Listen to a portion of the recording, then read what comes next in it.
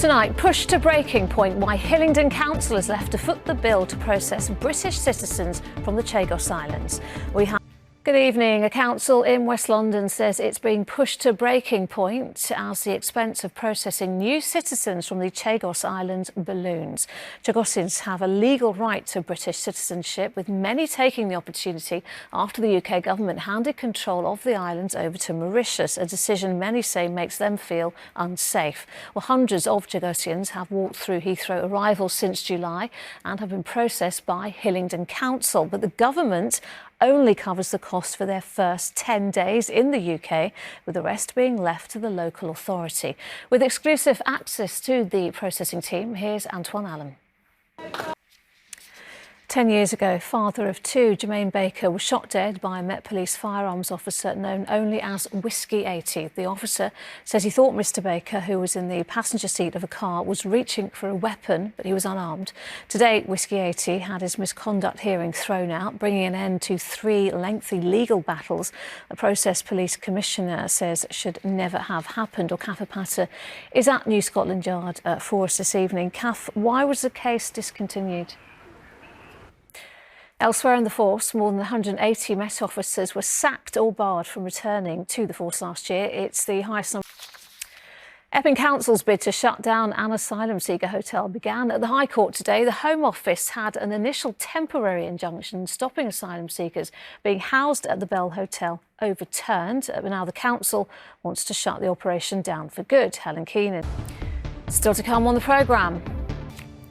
But first, a woman who's broken the record for the longest surviving heart and lung transplant patient has urged more people to get on the donor register nearly 40 years after the life-saving surgery.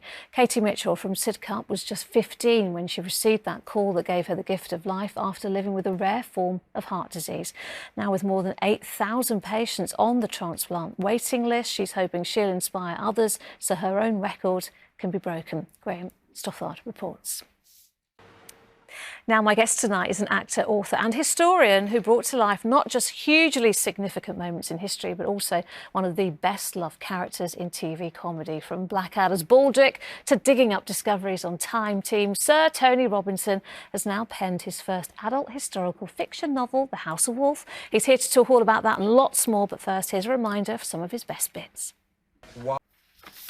Now, it is renowned for hosting some of the biggest musicians and orchestras in the world, but for the next 5 days, the Royal Albert Hall has been transformed to host some of the world's most substantial athletes. The Grand Sumo Tournament has left Japan for London for the second time in just over 30 years, and 40 world-class wrestlers have been flown out to the capital. But how does a venue prepare for an event of this scale? Well, Rags Martell has been finding out about reinforced seats, cultural links and the high-demand dojo.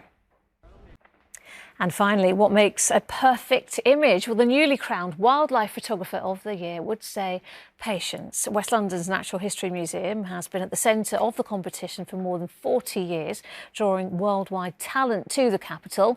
Wim van den Heever says his winning photo of a hyena in a ghost town was 10 years in the making. Judges said his picture captured wildlife reclaiming a space that was once dominated by humans. Anila Dami on the top shot. Fantastic photography. And that is it from us. The evening news is next with Mary. But for now, from all of us on the London team, bye-bye. Have a great evening.